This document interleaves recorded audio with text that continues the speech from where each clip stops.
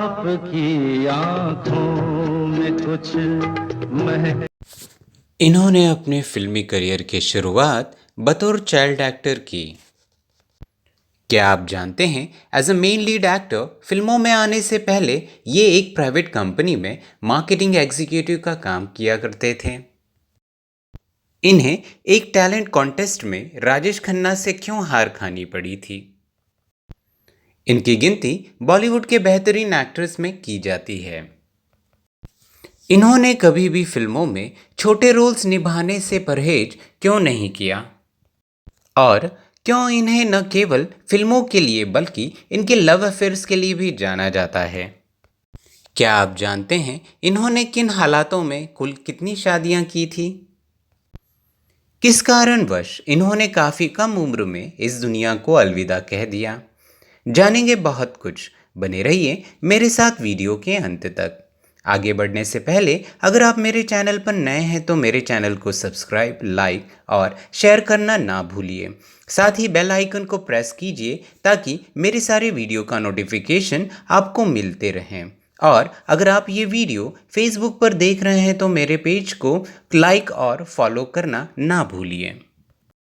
नमस्कार दोस्तों, मेरा नाम कबीर कुमार। आज हम बात करेंगे अपनी सहज अभिनय शैली, प्यारी मुस्कान और अपनी बोलती हुई आंखों की चमक से लाखों लोगों के दिलों में अपनी जगह बनाने वाले अभिनेता विनोद मेहरा के बारे में।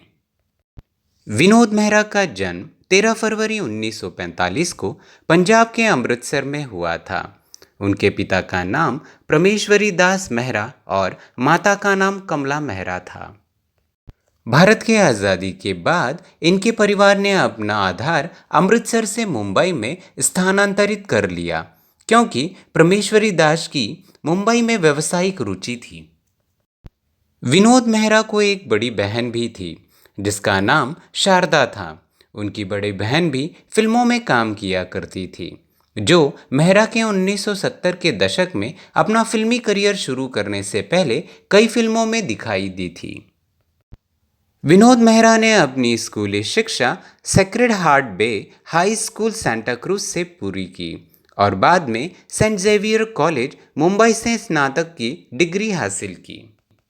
विनोद मेहरा ने महज 10 साल की उम्र में 1955 की फिल्म अदले जहांगीर में बाल कलाकार के रूप में अपने फिल्मी करियर की शुरुआत की। फिल्म रागिनी में विनोद मेहरा ने महान एक्टर किशोरदा के युवा अवस्था का रोल प्ले किया था। बाल कलाकार के रूप में उन्होंने अपने सहज अभिनय से सबका दिल जीत लिया और फिर एक के बाद एक कई फिल्में की। इसके बावजूद उनका मन कभी अभिनेता बनने का हुआ ही नहीं। साल 1965 की बात है जब विनोद मेहरा एक प्राइवेट कंपनी में मार्केटिंग एग्जीक्यूटिव का काम किया करते थे। तभी उनके कुछ दोस्तों ने उन्हें एक ऑल इंडिया टैलेंट कॉन्टेस्ट में भाग लेने के लिए कहा, जिसमें देश भर से युवा भाग ले रहे थे।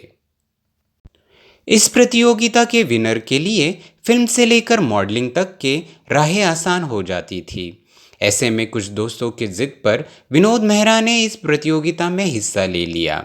इस प्रतियोगिता में एक से बढ़कर एक स्मार्ट, हैंडसम और डैशिंग पर्सनालिटी के नौजवानों के बीच विनोद मेहरा ने बाजी मार ही ली थी, लेकिन फाइनल राउंड में उन्हें दूसरे स्थान पर ही संतोष करना पड़ा। इस टैलेंट कॉन्टेस्ट के विजेता बने राजेश खन्ना, जो बाद में देश के सुपरस्टार बने। बहरहाल विनोद बाल कलाकार के बाद एक युवा अभिनेता के रूप में अपना बॉलीवुड सफ़र साल 1971 में आई फिल्म एक थी रीटा से शुरू किया, जो कि अंग्रेजी नाटक अ गर्ल कॉल्ड रीटा पर आधारित एक जबरदस्त हिट थी। इस फिल्म में इन्होंने तनुजा के ऑपोजिट में काम किया था। मैंने हंसने का वादा किया था कभी, इसलिए जैसा कि मैंने आपको बताया कि उनकी दिलचस्पी हीरो बनने में नहीं थी, लेकिन एक बार फिर उन्होंने अपने दोस्तों की बात मानी। वे प्रतियोगिता में उपविजेता बनने तक गोल्डफील्ड मार्केटाइल कंपनी में काम किया करते थे। एक बार मुंबई के गेरल्ड रेस्टोरेंट में रूप के शौरी, जो कि एक डायरेक्टर और प्रोड्यूसर थे, उन्होंने विनोद मेहरा को देखा और उन्होंने वहीं उन्हें फिल्म की ऑफर दे दी। इस फिल्म से वे जुड़ गए उसके बाद विनोद मेहरा ने तमाम स्थापित अभिनेताओं के बीच अपनी एक अलग और सौम्य सी जगह बनाई। विनोद मेहरा के फिल्मी करियर की गाड़ी चल पड़ी थी। एक थी रीटा के बाद नवोदित अभिनेत्री योगिता बाली के साथ फिल्म पर्दे के पीछे, उसके बाद रेखा के साथ ऐलान, अमर प्रेम 1971 और लाल पत्थर आई। हालांकि मौसमी चटर्जी के साथ वह केवल शक्ति सामंत की अनुराग जो 1973 में आई फिल्म थी, जिसमें उन्हें एक प्रतिष्ठित कलाकार के रूप में स्थापित कर दिया। विनोद मेहरा का फिल्मी करियर ठीक ठाक चल ही रहा था कि इसी बीच उनकी मां को उनकी शादी की चिंता सताने लगी। विनोद अपनी मां से बहुत ही प्यार किया करते थे और उनके कहने पर ही उन्होंने मीना ब्रोका से शादी कर ली, मगर ये रिश्ता ज़्यादा दिन तक चल नहीं पाया। मीना ब्रोका से शादी करने के बाद उन्हें पहली बार दिल का दौरा पड़ा। इससे ठीक होने के बाद उन्होंने मीना से दूरी बना ली, क्योंकि उनका दिल अपनी हीरोइन बिंदिया गोस्वामी पर आ गया था। उन्होंने अपनी पहली पत्नी को तलाक दिए बिना ही बिंदिया से शादी कर ली। इसके बाद मीना से भी उनका तलाक हो गया। विनोद और बिंदिया का रिश्ता भी ठीक और ज़्यादा नहीं चला। बाद में बिंदिया ने निर्देशक जेपी दत्ता से शादी कर ली। बिंदिया के जाने के बाद विनोद काफ़ी समय तक सिंगल रहे और इस दौरान उनकी और रेखा की नज़दीकियों ने खूब सुर्खियां बटोरी। लेखक यासिर उस्मान की किताब रेखा एन अनटोल्ड स्टोरी के अनुसार विनोद मेहरा ने रेखा से शादी कर ली थी। शादी कोलकाता में हुई थी। इसके बाद जब विनोद रेखा को अपने घर ले गए तो विनोद की मां कमला मेहरा ने रेखा को स्वीकार नहीं किया और उन्हें खूब खरी खोटी सुनाई। उस वक्त विनोद मेहरा ने रेखा को घर जाने के लिए कह दिया, लेकिन विनोद मेहरा और रेखा में से किसी ने भी अपने रिश्ते को कभी स्वीकार नहीं किया। आपकी आंखों में कुछ महके। विनोद मेहरा ने 1988 में तीसरी शादी किरण से की, जो कि एक केनिया के बिजनेसमैन की बेटी थी। इस शादी से उन्हें 2 बच्चे हुए। विनोद मेहरा ने 2 दशकों से अधिक लंबे करियर में 100 से अधिक फिल्मों में काम किया। उन्होंने फिल्मों में मेन लीड एक्टर के रूप में काम किया। बाद में उनकी ज़्यादातर फिल्में मल्टी स्टारर हुआ करती थीं, जिनमें उन्होंने सेकेंडरी लीड के रूप में काम किया। कभी भाई, कभी दोस्त, चाचा, पिता और पुलिस अधिकारी जैसी मजबूत सहायक भूमिकाएं अदा की। विनोद मेहरा की गिनती बॉलीवुड के बेहतरीन एक्ट्रेस में की जाती है।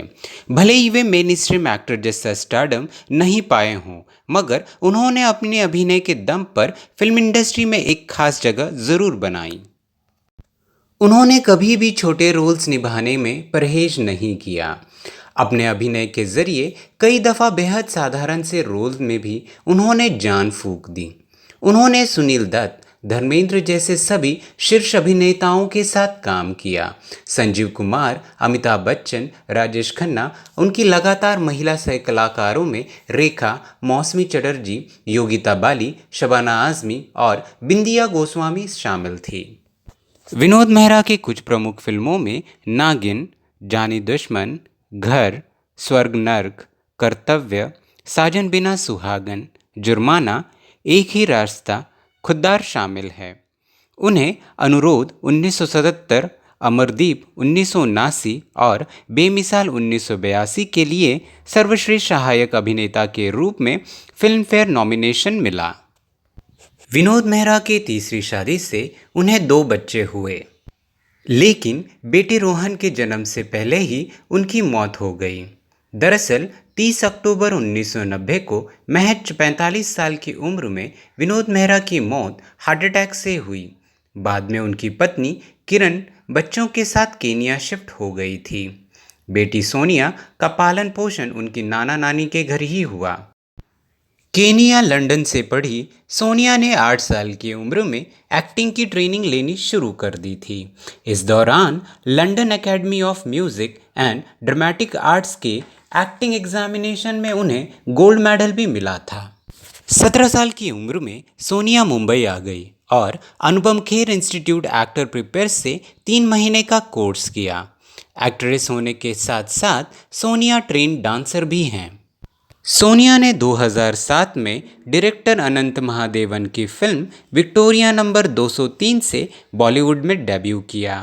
यह इसी नाम से 1972 में आई सुपरहिट फिल्म की रीमेक थी। नई विक्टोरिया 203 में सोनिया के अलावा अनुपम खेर, ओम पुरी, जिमी शेरगिल और जॉनी लीवर भी अहम किरदार में थे। सोनिया ने अब तक 4 फिल्मों में काम किया है। उन्हें आखिरी बार रागिनी MMS2 2014 में देखा गया था। फिल्मों के साथ साथ सोनिया ने टीवी पर भी काम किया है। MTV के कई प्रोग्राम्स में बतौर वीजे नज़र आ चुकी हैं। विनोद मेहरा के बेटे रोहन मेहरा ने सैफ अली खान की फिल्म बाजार से डेब्यू किया था। विनोद मेहरा के दोनों बच्चे रोहन और सोनिया आज फिल्म इंडस्ट्री में अपनी अपनी जगह सक्रिय हैं। वादा करो जानम।